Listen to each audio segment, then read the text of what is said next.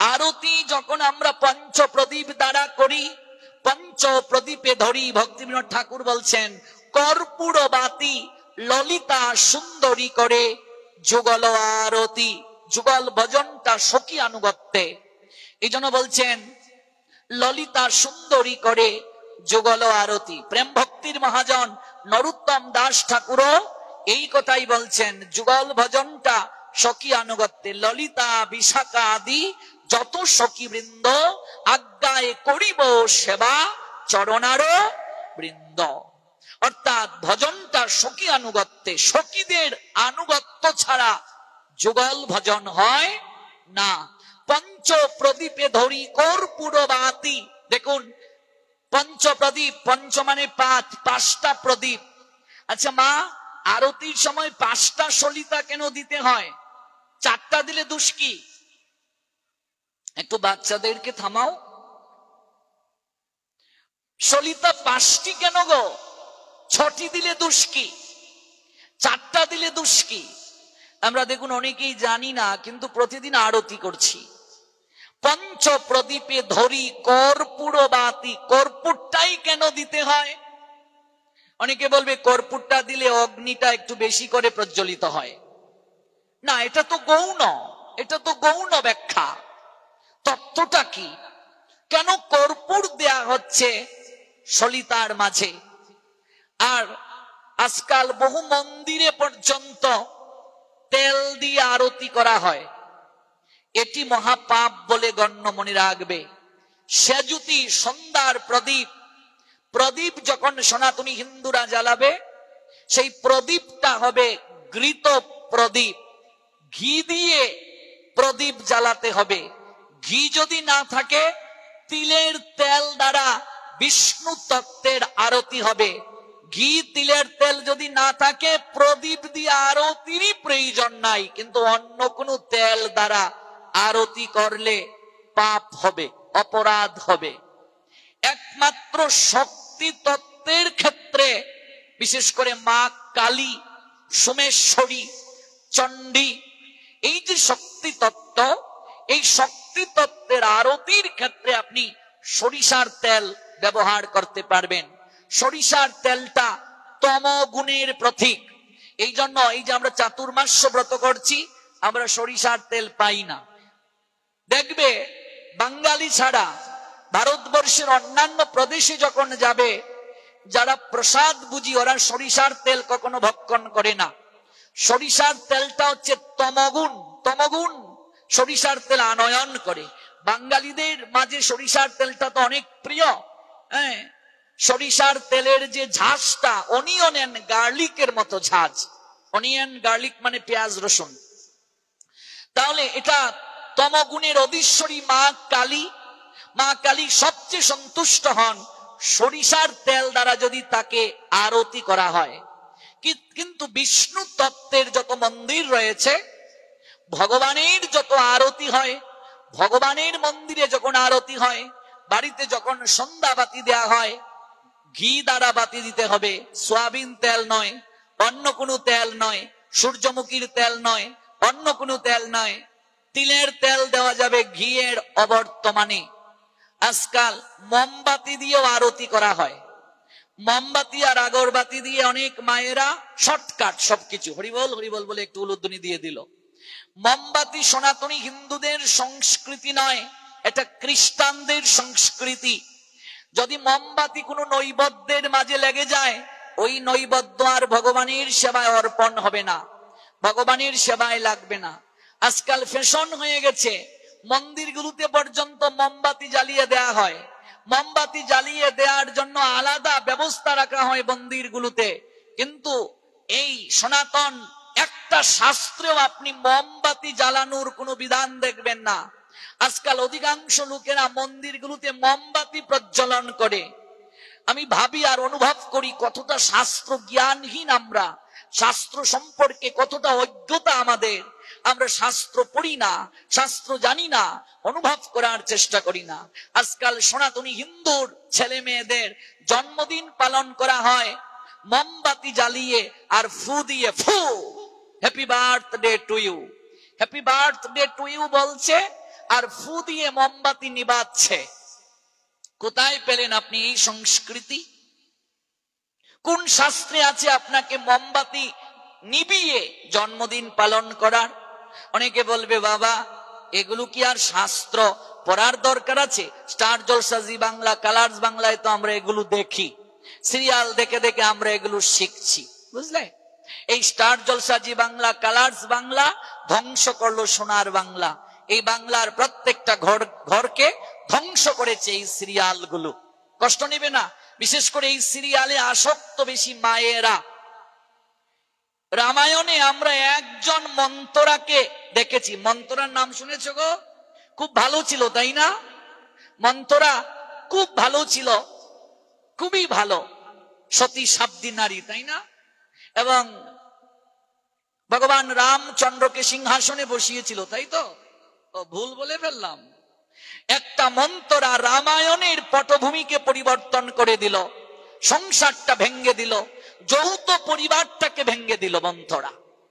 একসঙ্গে যেন না থাকতে পারে, একটু একটু করে কানে বিষ কইকেয়ীর ঢুকিয়ে দিল, যৌথ পরিবারটা ভেঙ্গে দিল।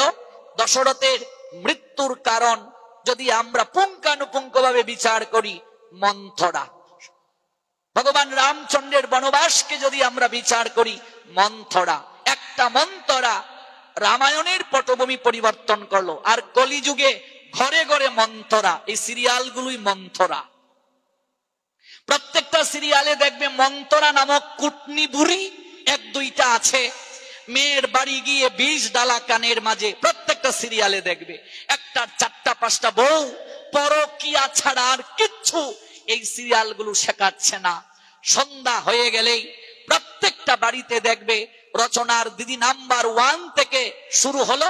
আমি কুমিল্লা এক জায়গায় পাঠে গেলাম, 70 বছরের দাদু, তিনি জি বাংলায় সন্ধ্যায় বসলেন, আমরা আরতি করছি, তিনি আছেন দিদি নাম্বার 1-এ। বললাম দাদু পাঠে যাবে না? দাদু বলে উঠলেন আপনারা যান, আমি আসছি। পাঠ শেষ করে 12টায় গৃহে ফিরলাম, গিয়ে দেখি জি বাংলায় দাদু বসেই রয়েছে। বললাম এই পেলাম তোমাকে। এই প্রত্যেকটা সিরিয়াল কি শেখাচ্ছে আমাদের? যৌথ পরিবারগুলোকে কি করে ভেঙে দিতে হয়, একটায় কি করে 2টা 3টা বউ রাখবে, আর মেয়ে বিয়ে দিয়ে কি করে মেয়ের কানের মাঝে বিষ ঢালা যায়। আর সিরিয়ালগুলোতে দেখবে কেউ যদি মারাও যায়, সাজগুজ আর মেকআপ ঠিকই আছে, ঘুমানোর সময় সাজগুজ মেকআপ নিয়ে অলংকার নিয়ে ঘুমায়। এই বস্তা পচা কাহিনী সিরিয়ালগুলোতে দেয়া হচ্ছে, আর আমরা পাগলের মতো দেখছি। পাগল হয়ে যায় যদি একদিন কেউ সিরিয়াল দেখতে না পারে। গবেষণায় দেখা গিয়েছে বিড়ি সিগারেট যারা খায়, মানুষের মাঝে যেভাবে নেশা, যারা তুকুর সিরিয়াল প্রেমী তাদের মাঝেও সেইভাবে নেশা হয়ে গেছে। একটা গবেষণায় দেখা গিয়েছে। ওই এক ফুড অফিসও চাকরি করতেন আমার এক কাকা বাবু, ভক্ত কাকা বাবু, ফুড অফিসও চাকরি করতেন, একটু শ্রদ্ধাবান তিনি, প্রসাদ পান না, শ্রদ্ধাবান। তিনি প্রেম করে বিয়ে করেছিলেন। তো ওই কাকিমা সিরিয়ালের প্রেমে এমন ভাবে পড়লেন, সেই সময় খুকা বাবু নামে একটা সিরিয়াল হতো, সিরিয়ালের প্রেমে এমন ভাবে তিনি পড়লেন, এবার কাকাবাবু দেখলেন সংসার আর টিকিয়ে রাখা সম্ভব নয়। সন্ধ্যাবেলা তিনি আসেন অফিস থেকে, 2-3টা কথা বলবে পাশে বসে, এটাও নাই। ওগো খাবো কি, টেবিলে বাড়া আছে, খেয়ে নাও। আরে আমার এই সিরিয়ালটা আমি শেষ করে নি, তারপর আসছি। কাকাবাবু দেখলেন সংসার আর সম্ভব নয় টিকিয়ে রাখা। ডিশের লোকটাকে কল দিলেন, ভাই একটু কৃপা করে আসবি আমাদের বাসায়, আমার সংসারটা বাঁচারে ভাই, তোর বৌদিকে খোকা বাবু নিয়ে যাচ্ছে। বলছে ও দাদা, খোকা বাবু তো সিরিয়ালে, বৌদিকে কি করে নেবে? বলছে ভাই আসলে পরে তোকে বুঝিয়ে বলবো, একটু কৃপা করে আয় না ভাই, আমার সংসারটা একটু বাঁচা।